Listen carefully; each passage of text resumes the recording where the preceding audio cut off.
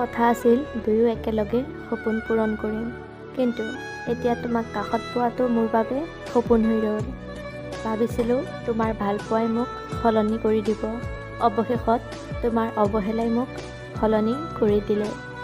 জীৱনত কষ্টটো তেতিয়াই হয় যেতিয়া ভালপোৱাজনক দেখা পাওঁ কিন্তু চুব নোৱাৰোঁ।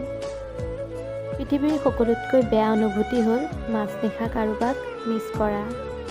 নীৰৱতাৰ ভাষা সকলোৱে নুবুজে, এবাৰ চুপ হৈ চাওক, সকলোৱে আপোনাক ভুল বুজি গুচি যাব। দূৰত্ব যিমানেই নহওক, প্ৰতিটো মুহূৰ্তত প্ৰিয় মানুহজনক মনত পেলোৱাটোৱেই হ'ল ভালপোৱা। যি সম্পৰ্কত সন্মান আছে, বিশ্বাস আছে, ভৰসা আছে, সেই সম্পৰ্ক কেতিয়াও শেষ নহয়। মানুহ অতি সোনকালে সলনি হৈ যায়, পৰিচয় হোৱাৰ সময়ত এক ধৰণৰ আৰু পুৰণা হ'লে এক ধৰণৰ। প্ৰিয় মানুহটিৰ ব্যস্ততা দুই প্ৰকাৰৰ, এটা হ'ল তোমাক ভালে ৰখাৰ বাবে আৰু আনটো হ'ল তোমাক পাহৰি থকাৰ বাবে।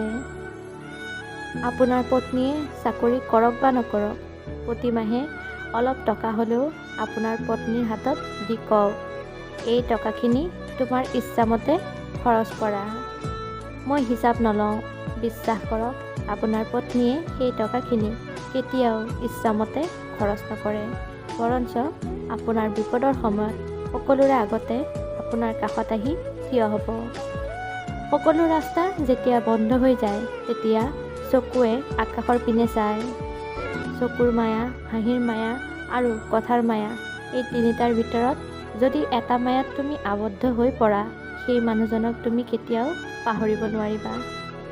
মই হয়তো তোমাৰ জীৱনত টাইম পাছ কৰি আছিলোঁ, কিন্তু তুমি এদিন ঠিকেই বুজিব পাৰিবা, মোৰ লগত পাৰ কৰা সময়খিনিয়ে তোমাৰ জীৱনৰ বেষ্ট টাইম আছিল। এই দুটা কাম কৰক, তেওঁ দিনে ৰাতি আপোনাক মিছ কৰিব। প্ৰথমতে ৰহস্য ৰাখক। কাৰোবাক ভাল পালে বুলি তাৰ কাষত নিজৰ সকলো বিলাই দিব, তেনে কিন্তু নকৰিব। সকলোতে অলপ ৰহস্য ৰাখক। সকলো জানি গ'লে আপোনাৰ প্ৰতি তেওঁৰ আগ্ৰহ কমি যাব। দ্বিতীয়তে নিজৰ সত্তা সৃষ্টি কৰক। নিজৰ ভিতৰতে এটা কঠিন ব্যক্তিত্ব সত্তা সৃষ্টি কৰক আৰু তেওঁৰ লগত যিমান সময় থাকিব, সিমান সময় আপোনাৰ প্ৰতি যাতে ফিলিংছ আহে তেনেকুৱা কৰিবলৈ চেষ্টা কৰক। এজন মৃত ব্যক্তিক পাহৰিবলৈ আমাৰ যিমান সময় লাগে, তাতোতকৈ বেছি সময় লাগে জীৱন্ত মানুহক পাহৰিবলৈ। সকলো অপৰাধৰ ক্ষমা আছে, কিন্তু বিশ্বাসঘাতকতাৰ কোনো ক্ষমা নাই। মাজে মাজে মন বেয়া হোৱাৰ কাৰণ কাকো বুজাব নোৱাৰি, মাথো ভিতৰখন জ্বলি পুৰি যায়। আমি এনেকুৱা এটা জেনেৰেশ্যনত আছোঁ, য'ত সম্পৰ্কৰ কোনো মূল্য নাই, আৱেগ অনুভূতিৰ দাম নাই,